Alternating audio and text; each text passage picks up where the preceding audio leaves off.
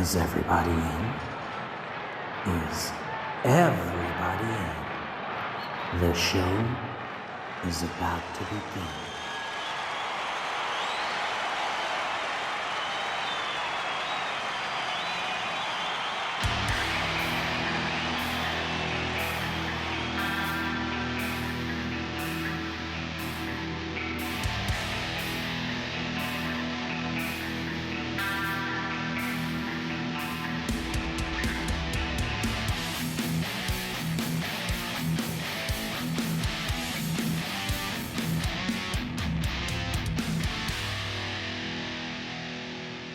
Hey, welcome to another episode of Concerts That Made Us. I'm your host Brian, and before we get into this week's episode, the answer to last week's trivia question was, of course, Lady Gaga. As well as being the only 21st century pop star to name herself after a Queen song, Radio Gaga of course, the former Stephanie Germanotta originally dyed her hair platinum blonde because people kept mistaking her for Amy Winehouse. Immediately after finishing filming A Star Is Born, in which her hair is a more natural mousy brown, she told Ellen DeGeneres she dyed her hair platinum again to let go of the character. I personally don't see it, but I don't know. Now this week's trivia question. Which classic rock band was the first to promote a new album on a billboard? Can't wait to see how many of you get this one right. And we also have a 5-star review. This one was left by Patrick on our website. My favourite resource for new music. This podcast has quickly become part of my daily routine. I love how it introduces me to bands I have never heard of before. I have binged all the episodes and can't wait for more. Brian is a master of his craft when it comes to finding and interviewing interesting guests. Keep the episodes coming, my man. Well, Patrick, thank you very much for that great review. And don't worry, the episodes are going to keep coming. Now, my guest this week. Oh man, I can't wait for you guys to hear it. This falls into the category of one of them episodes where I introduce you to your next favourite band. I chat with Keenan from Acid Magus, a South African rock band that you are going to love. So, without further ado, let's get on with the show.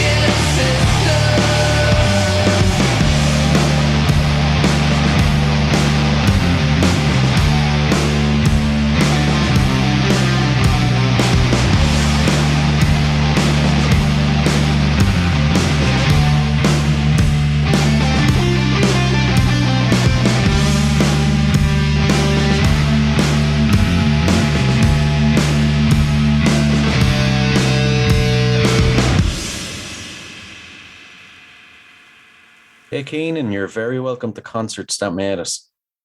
Thank you very much. I'm delighted to have you. It's not very often you come across a band like you guys, and I remember hearing your song "Weird Sister" for the first time, and it absolutely blew me away. Now the listeners just heard it. Would you like to tell us a bit about it? Yeah, so, well, thanks for enjoying the music. Glad you liked the song. Weird Sister specifically, well, that was the first single off our debut album. And the song itself, weirdly enough, well, excuse the pun, was an entirely different song at the inception of us playing it. It was one of the first songs we played as a band together. And when we finally decided to record an album, I changed it completely from the ground up. It's nowhere near to the same song it was. Right. Yeah, well, as it goes, with music, the first iteration of a song always gets boring, even though it might still be great. So changed it from the ground up and also kind of set the tone for what the rest of the album would be. And also the theme. So naming it Weird Sister, the theme for the entire album deals with, well, you can maybe see it as a study of feminism, but from the male perspective, but with a really very metaphorically, because I like the idea of having songs that, while can deal with serious issues, are also still fun. That than it was, and we had to cut it down because of, people don't listen to long songs anymore. Although although we still have a whole bunch of long songs on there.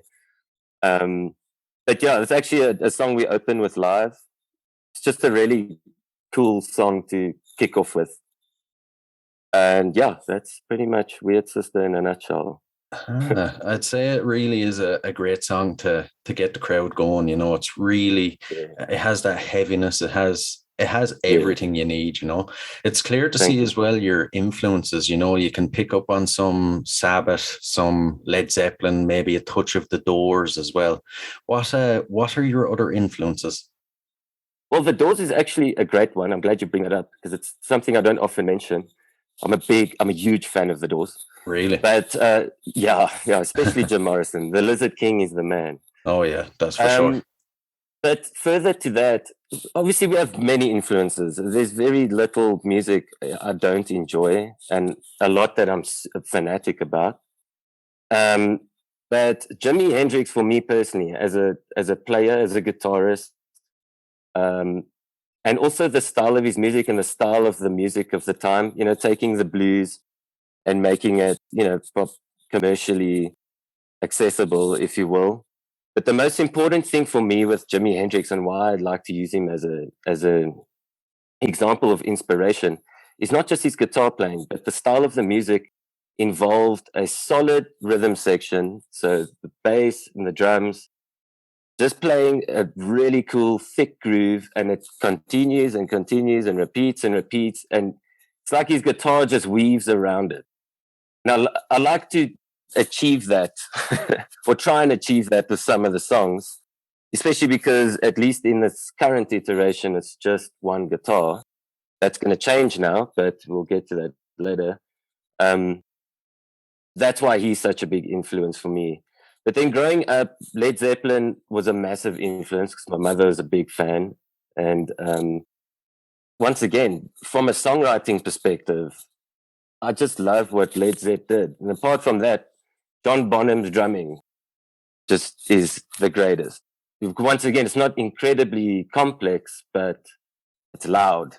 Yeah. And, and that's what I like to do that when I write, is not focus too much on complexity in the rhythm section, but it must have, oomph. It must be powerful. It must needs to grab people's attention. That's it. That's the hook right there, is the rhythm section. And then the guitars just, like I say, weave around that, bob and weave. Yeah. And so that's why those guys are influences. Obviously, Black Sabbath, given the style of music we play, the stoner rock. I wouldn't say we are entirely a stoner rock band. Obviously, there's a lot of that in our music. But Black Sabbath are the godfathers of that style of music. So that's also a big influence. I mean, I can go all the way down to things like modern talking as an influence, as cheesy as that might be. Yeah, yeah. It's the music that has shaped us, or me at least. Yeah. So yeah, definitely Jimi Hendrix is my number one. Also, just because he played the same thing differently every time. Yeah. The difference between him and Stevie Ray Vaughan. Stevie Ray, nothing against SRV, the man was insane, but Jimmy just was always fresh. It wasn't just about technical proficiency, which I don't have, so that's why why I idolize him. Yeah, yeah. It would have been Yeah. some experience to see him in concert. Oh, I would give anything.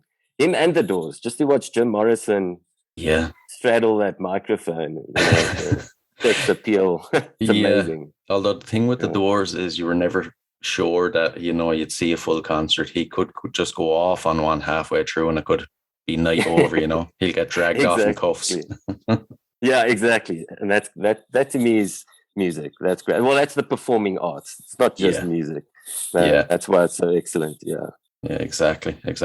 We better give a shout out to the rest of the guys in the band. Who else is in the band? Yes. So our vocalist, we'll get to the story of that, but our vocalist, Chris van Rienen, we've got Jared Wood on bass guitar and Rulof van Tonder on drums. Cool. A bunch of Afrikaans names there. 2 Afrikaans guys, 2 English guys. I see. A good mix. Exactly. Well, it's Pretoria. That's how it goes. Yeah. So how did you guys all come together as a band? Were you friends for years? Did you grow up together? What happened? Yeah, so Jared, the bassist, I've known for forever, for a very long time. We've been involved in some projects together, but nothing that necessarily took off. Rulof, our drummer, I met quite a bit later on through other friends. And he, funny enough, just started drumming about a year or so before we started playing together. At the time, I was involved in another project that we were just planning to kick it off and start playing some shows. And then the hard lockdown happened and all the restrictions, and it didn't happen. So I needed an artistic outlet here at home and started writing tracks. And because Rulof was around, that and drummer, there are no drummers. Like, drummers are the most difficult thing to find when you start a band, especially in our time. There are gazillion guitarists and wannabe singers, but never a drummer, especially one that's worth their salt, Yeah, I get you. And Rulof, while still being still learning a bit, it wasn't bad, could hold down a solid groove. And I thought, well, come play with me. Let's play some of these songs. Let's jam it out a bit, And it went well. It was good fun. And then started to write some more songs. And that's when I pulled Jared into the band, the bassist. And because we needed that rhythm section going. And that's when things started to take off a bit, at least digitally, because we weren't playing shows because it was still hard lockdown. So this is throughout 2020. Yeah. Last year. And after Warren got in contact from Mongrel Records and said he really likes the stuff, are we planning an album? And obviously we weren't. So then we decided, yes, let's work on an album. And then over November, December last year, 2020, I recorded Weird Sister, the debut album. Initially, the first 3 singles I sang on them myself. I've never liked my voice, and even then. And what happened was I'd written everything and recorded it, and I recorded my own voice on the album track. And it just wasn't sitting well with me at all. So I told the guys, look, we need to find a vocalist. We just have to. Yeah. And that's when Chris entered the picture. Now that was a weird thing. He's also been in and out of the scene, the local scene for the longest time. And we were actually at a party where everyone at a studio, everyone just having a jam. And he was there. He's actually a great musician. He's the only one of us that's a studied musician. He plays piano and he plays guitar, and he's probably better than any of us. And he's never sung in a band. He's always wanted to front a band. Right, So right. we saw him sing, and I said, "Hey man, just come jam these songs with us. Let's see how it goes." It wasn't the greatest first jam, I'll be honest, but we could see the vision. There was some vision there. There was some light.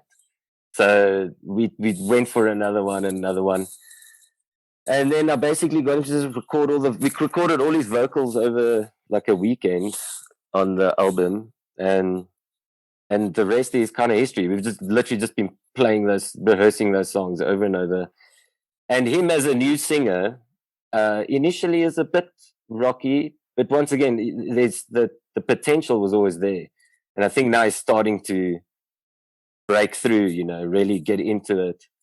And everyone, Bruloff on the drums, his drumming is impeccable at this point. He's putting in the effort. And it's actually been really interesting to kind of grow this band out of nothing. A lot of people who hear us, I didn't know you existed, or where do you come from? It's like out of nowhere. And that, I think, is kind of why. It's like we just slunk onto the scene over time.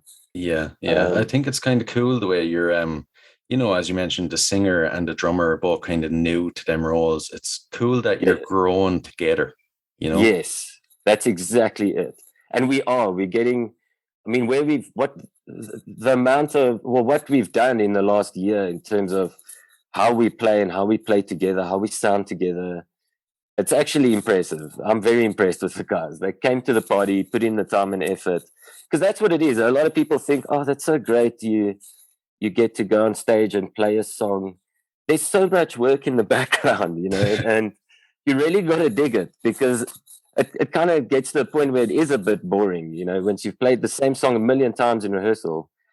But you need to do that so that it's tight and it's easy to do on stage and you enjoy it. Yeah, it is. It's been an interesting ride, to say the least. But happy to be here. Everyone always thinks about being in a band and having the rock star life, sex, drugs, rock and roll, that sort of thing. But nobody really thinks about behind the scenes, all the boring stuff, all the hard work that goes into it. I suppose we don't get exposed to it. No, not at all.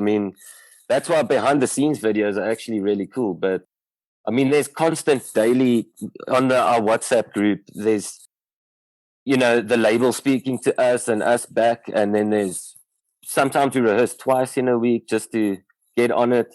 Like we actually all having a holiday from the band this month. Really? Yeah, because we put a lot of time and effort into a lot of things. Then there's also the marketing aspect, the social media, which is something that I pulled out entirely. Rulof's taken over that role, thankfully. I can't I can't deal with social media. And it's important. And it's important to engage with people who are following you. It really is. Without them listening, we'd probably still be doing it. We do it for fun, but it helps to have people support your music, especially if you want to make more of it, make it better. Yeah, exactly. And then, of course, you have to keep the algorithms happy as well. Well, that's the thing. Okay. Well, once again, I'm jumping the gun, There's more to say. But that's true. Algorithm. But the music industry, it's interesting nowadays compared to years ago. when we look at bands from years ago, we'd idolize that whole thing of playing a couple of clubs until you're discovered.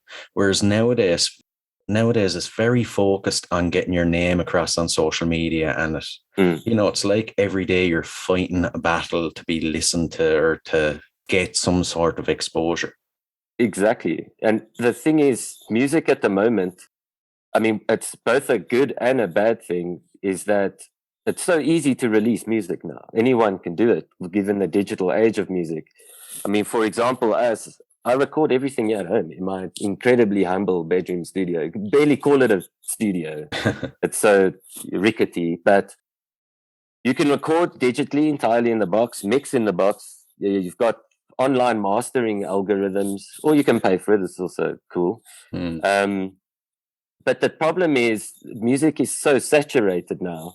It's great, but it's also not. There's so much music. So how do you stand out? How do you be heard? Obviously, writing good music makes a big difference, something that does stick out.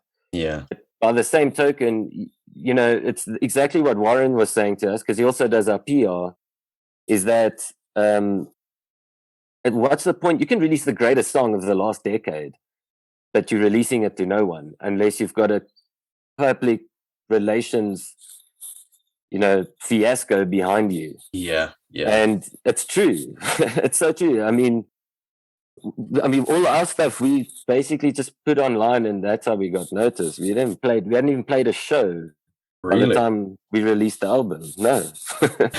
And it's kind of like, it was almost like a fake it to make it. Look, we can play the songs. Yeah. I think I'm glad we finally proven that by actually getting to play live. But at the time, it was kind of worrying me. I was getting stressed out about it. I was like, this thing is building up steam and we haven't even played a show. And I hope we don't go out there and someone's like, well, that was pretty bad. I mean, great recording, man, but no. So luckily that didn't happen.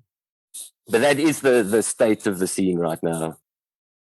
Relevancy. And that's why you've got to keep releasing. If you're not releasing, you kind of falling below the waves there. Yeah. It's hard though to keep releasing. I've talked to a couple of guys who have been releasing singles every couple of weeks, but there's only so much time you can do that for. You're not going to have an endless stream of singles to put out every 2 or 3 weeks forever. Exactly. I mean, the thing is, the other problem, once again, it's for me, it's quality over quantity. If you're releasing singles, I could do that, but I know that the songs are going to lose their edge or the fact that I sit on a song for a while, like it's done, but then it's not actually done. A month later, I'll change things and I'll make it the best version that it can be. If you're just pumping out singles all the time, you're not doing that. Yeah. And you can go from relevant to irrelevant quickly. Also, lots of singles irritate me. Like, really, unless you're Kanye West, then it kind of makes sense. Or Drake. I think that guy, his last album, he had like 24 songs on there or something, and at least half of them or more were singles. Yeah. Released on a monthly basis. Once again, like you said, the algorithm. But that's just not the style of music we're in. So, especially when you're making long songs, it's kind of like the Tool. Like, I'm by no means comparing us to Tool, because wow. But albums, long songs, experiences. You can't experience something in 2.5 minutes, in my opinion. No, not at all. Not at but all. Not to say, hey, there's some super fun music that's 2.5 minutes long. I'm not saying guys who do that. There's some great music out there, but the thing for me is, how many times could I do that and still be relevant? Yeah. Having lots of time to spend on music, song, and like a 10-minute song, because there's lots of things you can do there and keep a listener's interest if they're willing to engage. A listener that's not willing to engage in that, obviously just not going to listen to our music. And I understand that. It's fine. It's not for everyone. Yeah, exactly. But the artistic experience is more important to me than the clout. Yeah. But as well, the other side of it is, if you were just, pumping out singles like an assembly line, how long is it going to be before you lose interest and you lose the spark, Exactly. No, it's entirely true. Because then now it becomes work. Yeah, exactly. Currently, it's a chore. Me, I mean, the behind the scenes work is work, but it's fun. But writing and producing for me it's catharsis. It's my church, Yeah. So getting to sit down and, like, even this morning, I woke up and I've been working on new songs and that, recording things, and it centers me. It's fantastic. Yeah, it's like therapy almost. Yeah, it is. Exactly. It's therapy, because I hate working for a living, so I have to do this. Break away. Yeah. I have a bit of an impossible question for you now. Sure. How do you know when a song is complete? Yeah, that is an impossible question to answer, and I'll tell you why. Is because, as far as I'm concerned, a song is never complete. Really? No, the other guys in the band constantly, they're always telling me, okay, stop now. It's done. Move forward. But But I think, I mean, if I can talk about my process in terms of producing, when a song is complete, for me, I usually end with leads and solos. Mm. And once that last one's in there, even if I might go back later, but once that last one's in there, I call it a day. It's done. The song's done. Set it aside. I'll come back to it in a week's time to mix it. And if I hear any issues there, I'll fix it. Yeah. But truthfully, I actually want to redo a bunch of my songs. Really? I hate listening to my own music. I always go, wow, I could have done this and it should have been so much better. So the actual answer is it's never complete. And that's part of the challenge. That's part of the fun of it.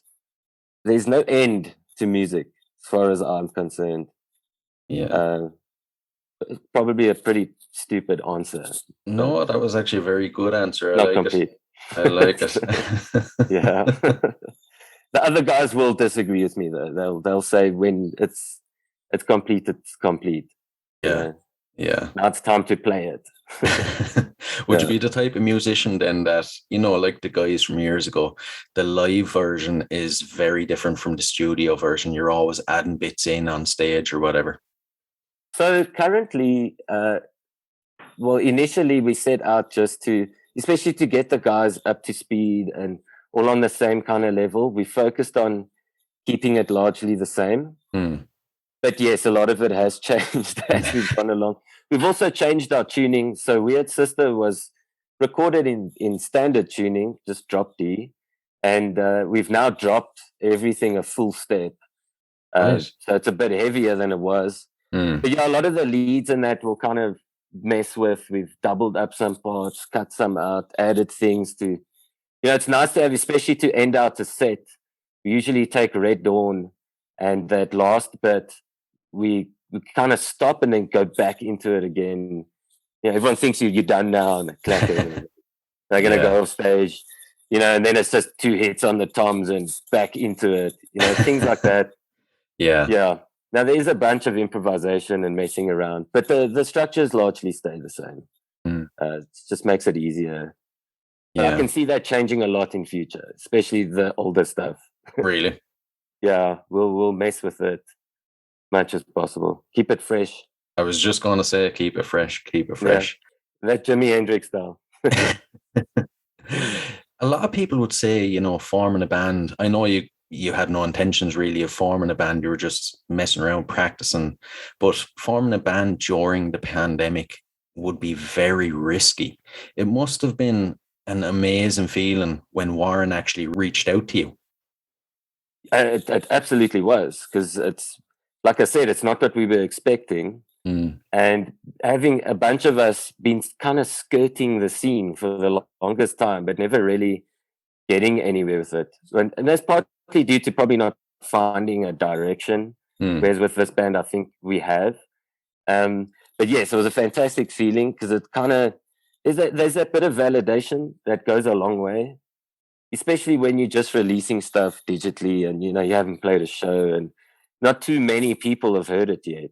Yeah. And then Warren gets in contact with you and is like, I love this. Are you going to do more? Is this, what are you going to do? Because I want to be involved. And that was, and also that was part of the catalyst that got us going. If he didn't, I actually wonder sometimes we'd still be doing this, but would we have a debut album behind us? Would we have a soon to come music video behind us? Probably not. It's kind of the kick in the ass that we needed there. Yeah, give you the little push to get your shit together, so to speak. Exactly. And it did. Like everyone came to the party and we did this thing. Mm. So yeah, no, it counted a lot. And it was great. Like I said, all of us have been around the scene for a long time and haven't had any kind of, we haven't been validated. And I think we're slowly kind of getting that going. Like I said, it's still a bit weird for us. These are just fun songs that we play. The fact that other people like it is really, we're honored. Yeah. It's a bonus. It's fun for you guys to do, but it's an added bonus that people are actually engaging and love what you're doing.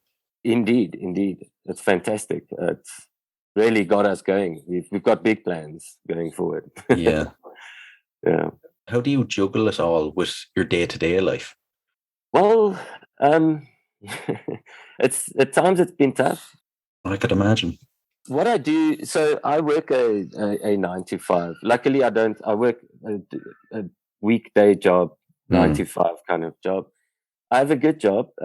I've got a slightly flexible hours as well.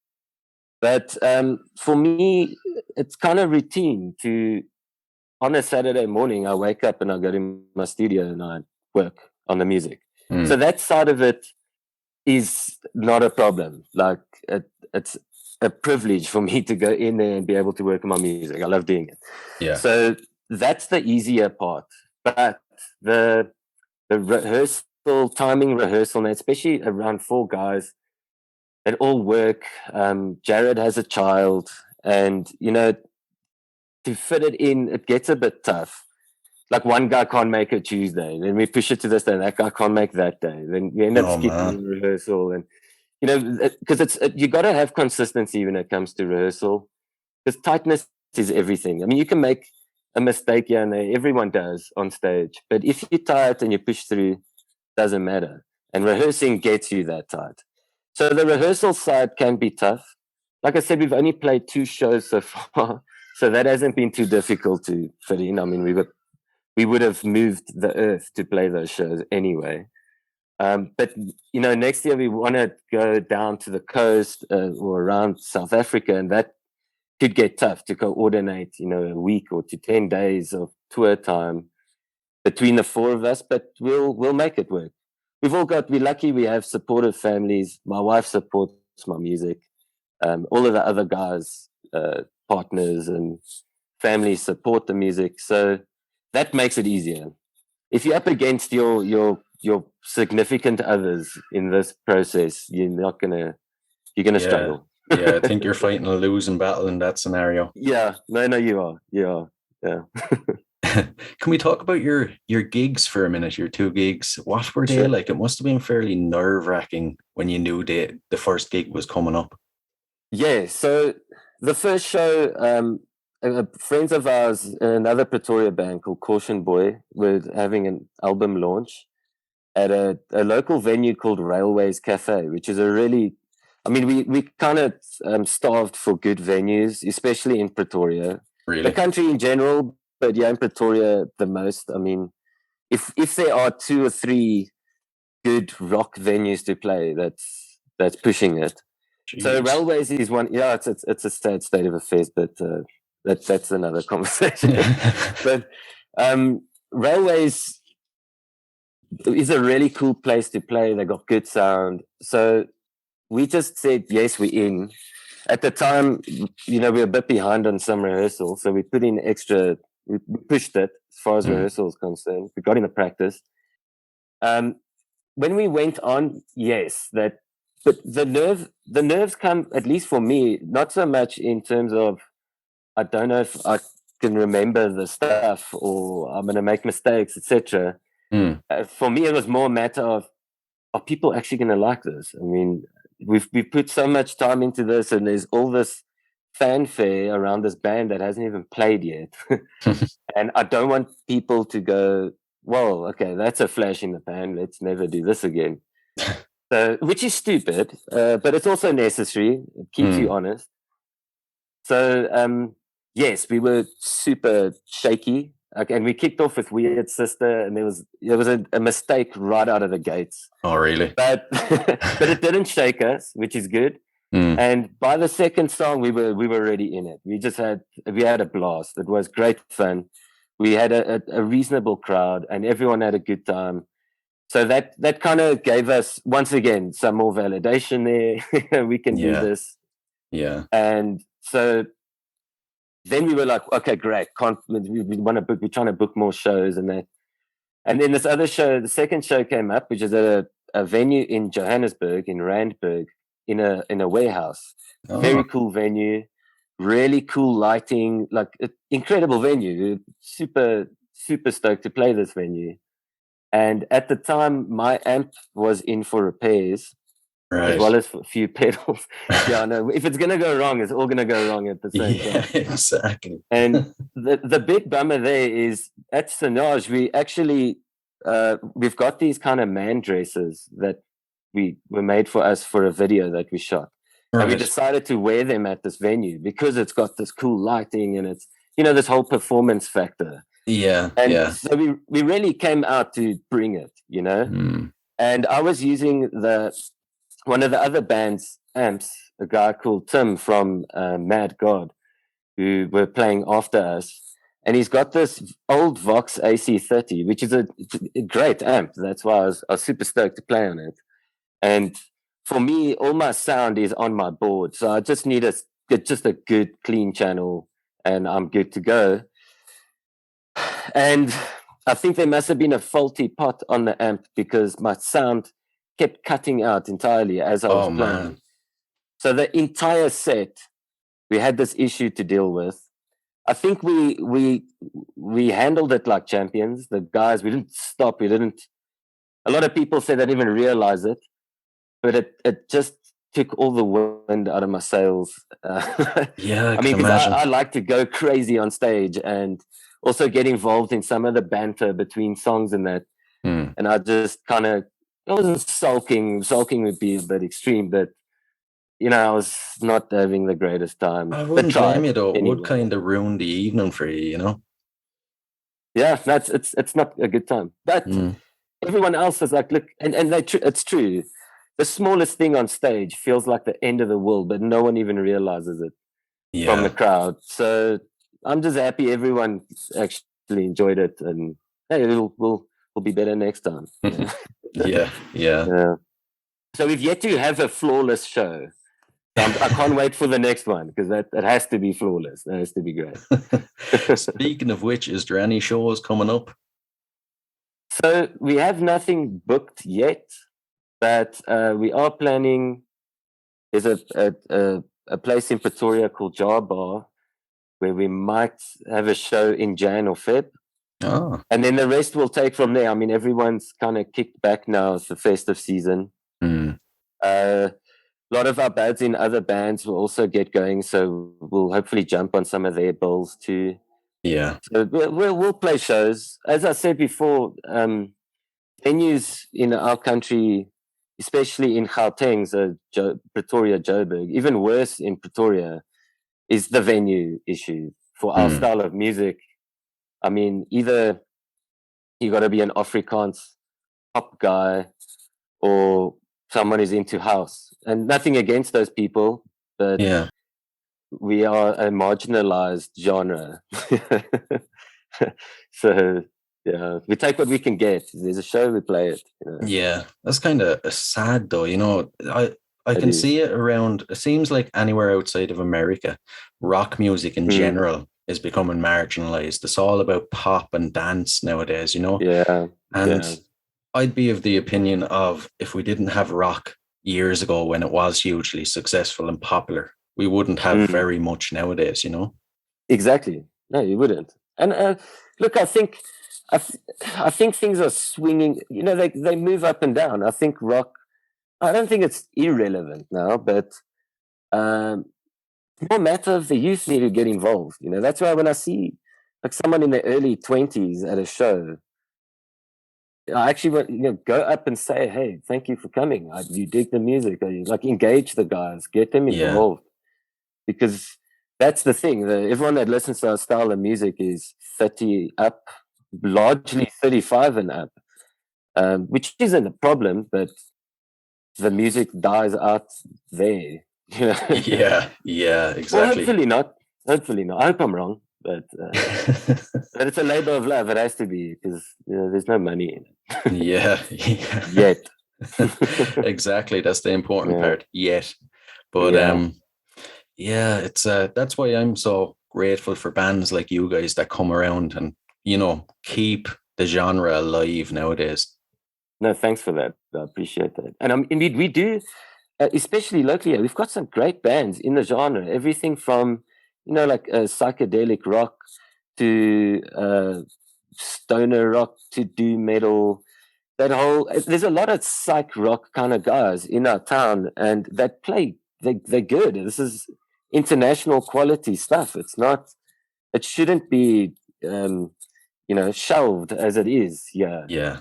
So I think it's also on us. We got to try and build this damn scene, especially, get the bands together, have more shows, put it in people's faces. Yeah, exactly. The only thing is, it's a risk, because how many people are going to come out?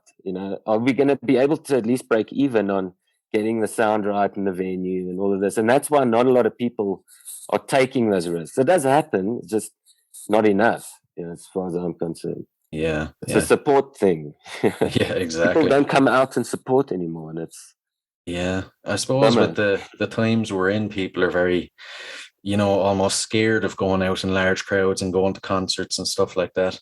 There's that too. Yeah, it's been a weird time for music. But the fans are there, though. We just need to find them and bring them in. They're there. Yeah. Is it like that then all over South Africa? That there's not really much places for rock. Yeah. So I mean, the hotspots are probably so Pretoria, Joburg, and Cape Town. There's a little bit of a scene in Durban as well. Is at the coast. The Durban and Cape Town are at the coast. Outside of that, not really. Not in the, like the kind of stuff that we're doing. You get a lot of your, what I call like cookie cutter rock, Yeah. Which is great, but not this kind of genre bending, pushing the envelope. Exciting sort of stuff. Yeah, exciting. Yeah, and a bit of heaviness, because heaviness is also good. You've either got extreme metal or generic rock. Nothing really in between. But I think if we bring it to the people, because a lot of the people on the metal side and a lot of people on the soft rock side can find things to like inside, like the music we make and similar acts in our scene that do this. Yeah. We just need to bring it to them. So I think we've got a bit of a responsibility, us and other guys in the scene, and we've been talking about it with the other guys, is to get this thing going, especially now that it opens up again after all the restrictions and lockdowns. Let's build it from the ground up. Let's get festivals going and get gigs going and invite the bands. Yeah. Whether you've played a million shows or no shows at all, come and play your music, and let's get the people out and have a good time. Yeah. But we'll see. Jeez, I can see in years to come there'll be a documentary made about how you started the scene in South Africa. If only, it's like the Seattle scene and the Bay Area scene in the States. But probably not. We got to be optimists, but it's unlikely. You don't understand the vibe. But let me not downplay everyone. It's great out here. Yeah. So you mentioned a music video. What can you tell us about that? Yeah, so we shot a music video. I don't know if I can even say which song we did. We haven't revealed that yet, but because I nearly said. But I think it's been done since the end of November, but we actually wanted to release it around the time that the album came out. But once again, we had people involved who were COVID exposure, and there was lockdown, all kinds of nonsense. So we had to push back the video date, the shoot, push it back. And we finally got around to doing it in October. A really cool just performance video, if you want to call it that. Yeah. That we shot in my in-laws they live here in Waterkloof Ridge, Pretoria. And underneath their house, there's this old abandoned shooting range. Oh. So like a long concrete rim, essentially. Yeah. It looks like a dungeon kind of thing. Right. Yeah. It's actually really cool. So we got Rulof Sisters, or Tiger and Lily Productions. They do this kind of thing. And yeah, we conceptualized the cool thing, really cool lighting, and shot this video. We're really happy with it. Warren's also really happy with it, but he's told us to wait because once again, PR. Yeah. You got to get it in front of the blogs and the magazines and the websites and whatnot. So that'll be dropping in Jan. Something to look out for because we think it was pulled off quite nicely. I think everyone will be pleasantly surprised. Yeah, I think I might have seen one or two photos from it on your Instagram page. It looks unreal. Yeah. The colors, the outfits, everything, the whole vibe about it. It looks deadly now. Yeah, so that's where the outfits come from that we wore at Sonya's. It's these, well, we call them man dresses. They're dresses. I mean, a dress is a dress. So I think we're just trying to save some face there when you say that. But and once again, embracing the femininity that is the theme behind the album. And yeah, a friend of ours did those for us. And the lighting in the video is incredible. I just wish I could talk more about it. The details in that. But it's going to be great. Yeah. If anyone, go subscribe to us on YouTube. It will be out sometime in January. We'll probably announce it soon enough. Go and watch it. It's a good jam. We're very, very proud of it.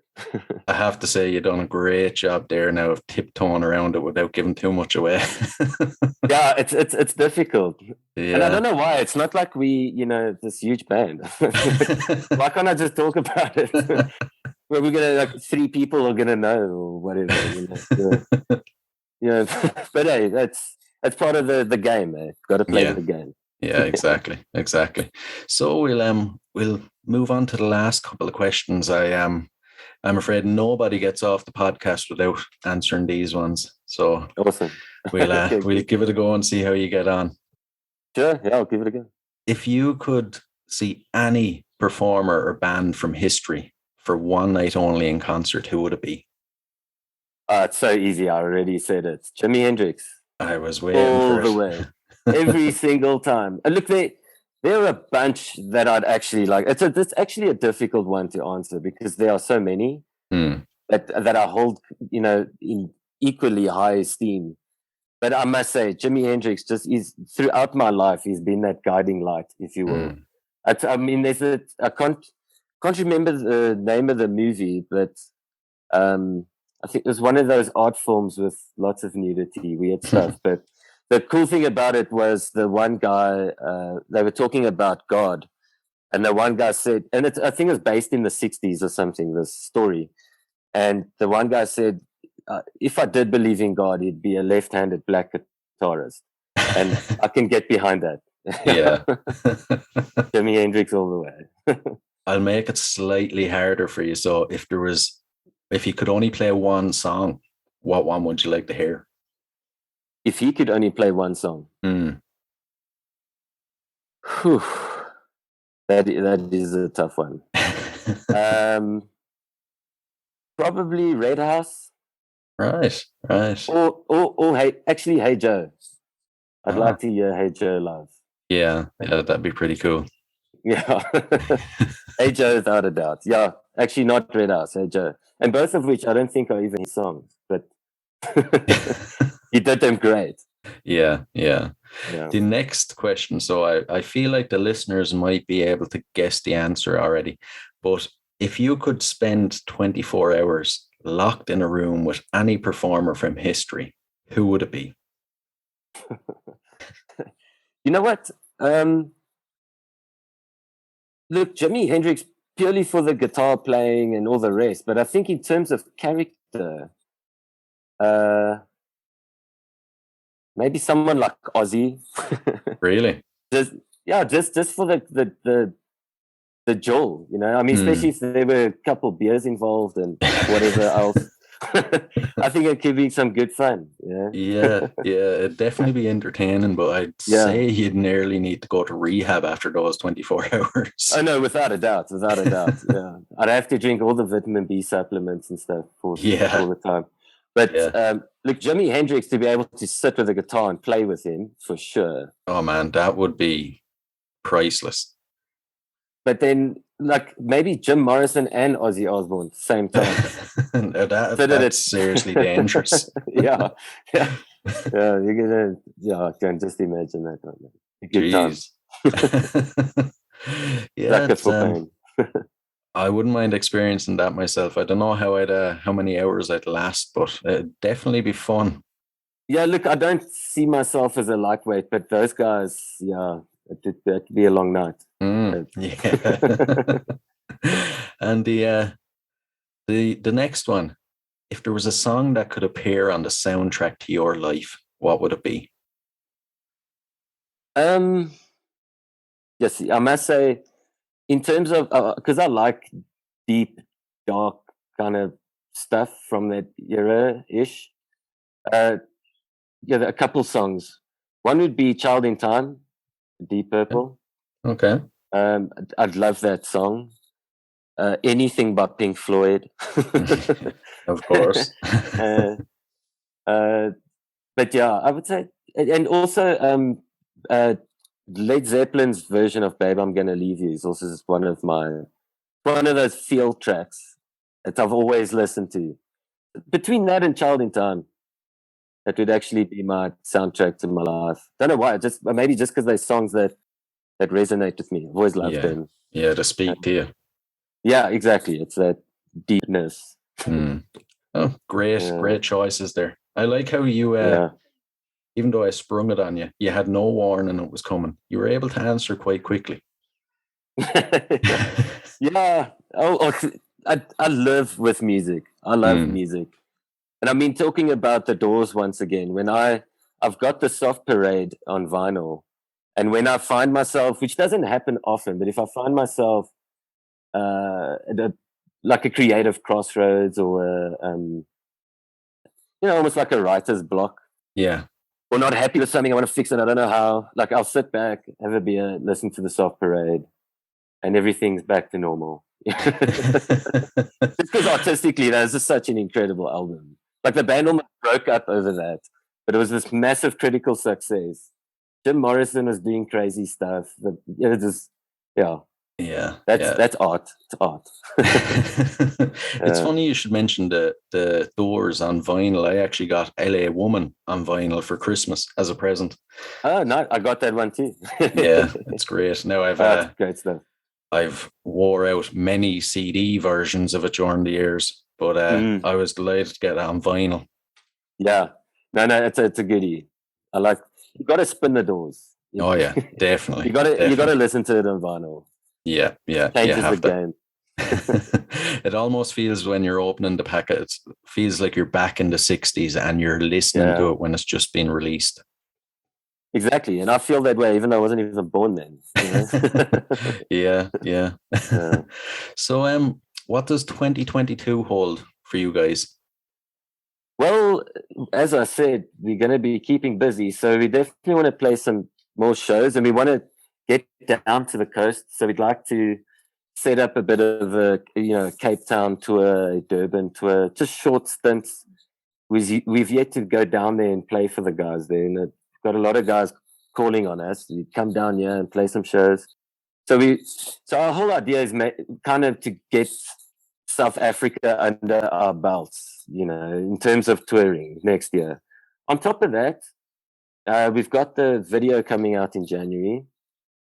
Another thing we haven't announced yet, but I've re-recorded one of the songs from Weird Sister that we're going to release as a single.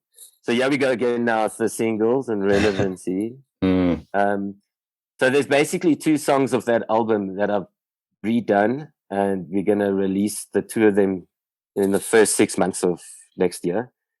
And then I'm busy we're hoping to have the new album done by Jan, Feb. I'm about 80% of the way in without vocals done. And we'd like for that to be out by, late next year. Yeah. And this time we aim to have that release on vinyl. Oh, whereas man. We couldn't do that with Weird Sister. We are going to we get asked this all the time. We are going to do, we will have Weird Sister come out on vinyl at some point. But for now, we're focusing on the new album. Yeah. We'll get everything behind that. So we'll release on vinyl, all the things. And then I think after that, we'll work on a Weird Sister vinyl.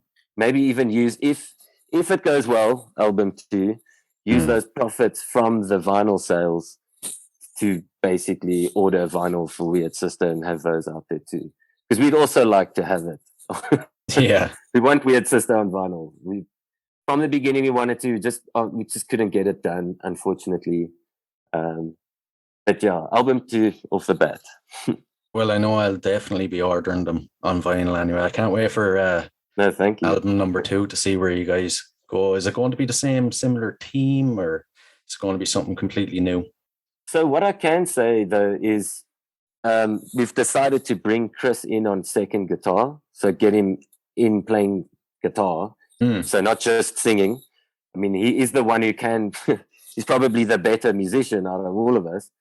So big difference on this one is going to be, we obviously it's drop tuned as well. So we've gone down a full step from standard to, we're now in drop C. Another thing is, so there are 2 guitars. That psych kind of flair is still there, but there's some more heaviness going on. Right. Not necessarily super heavy, but it gets a bit weird. It's definitely weirder than Weird Sister was, Right. oddly enough. I'm actually really looking forward to putting it out because I'd like to see if anyone's still going to give a damn about this band after that. But for me personally, I think it's progression in big time. Like we're going in a whole new direction. It still has that Acid Magus sound, but we're doing bigger, longer, weird, interesting things. There's lots of solos and but also lots of hooks and catchy parts. So it's that whole, when we talk about experimental in terms of our band, we still had a review last year with this guy was saying that it's not really experimental music, and he's not wrong. But where JJ Kashan from the Obelisk, he got it right when he said it's experimental, not in terms of they're hanging off the roof playing their guitars through tin cans or something.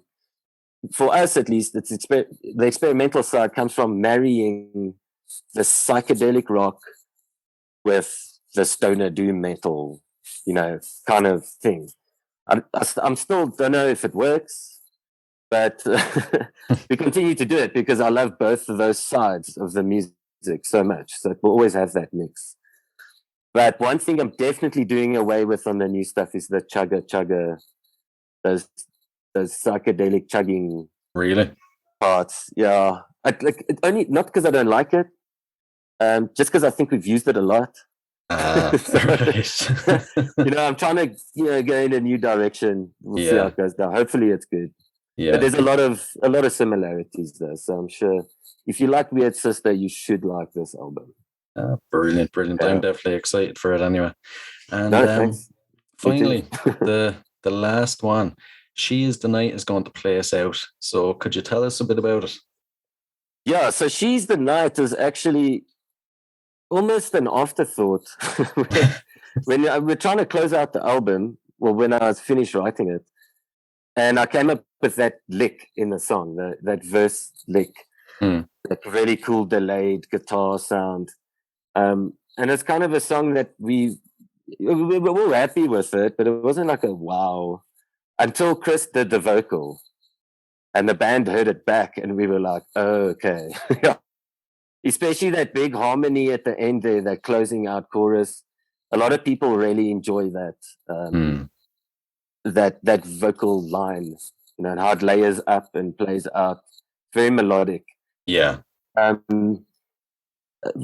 We're lyrically very, very metaphorical. Once again, feminist focused.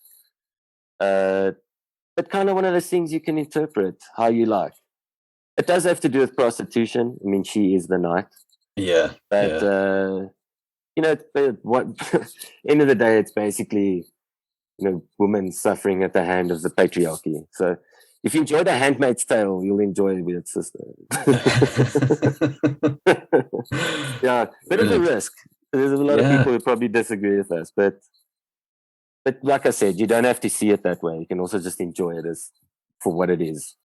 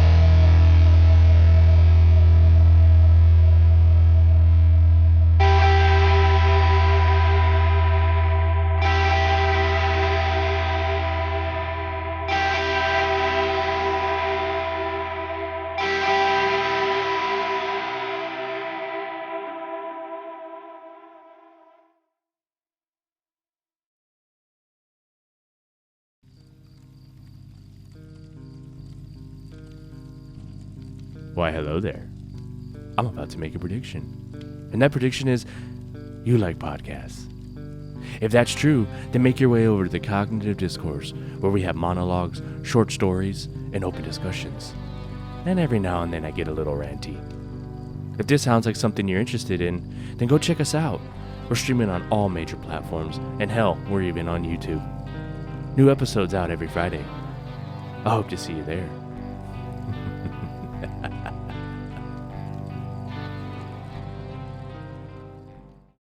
Hey guys, I really hope you enjoyed this episode. If you did, rate and review us on iTunes. It really helps the show grow. And don't forget you can now rate us on Spotify. Find us and follow us on all social medias. Just search for Concerts That Made Us Podcast. We're on YouTube and TikTok, so don't forget to follow us there. Check out our website at www.concertsthatmadeus.com, and if you'd like to support the show, you can do so by signing up at patreon.com/Concerts That Made Us. And don't forget to get those 5-star reviews in. Yours will be read out on the show. So, until next time, keep rocking.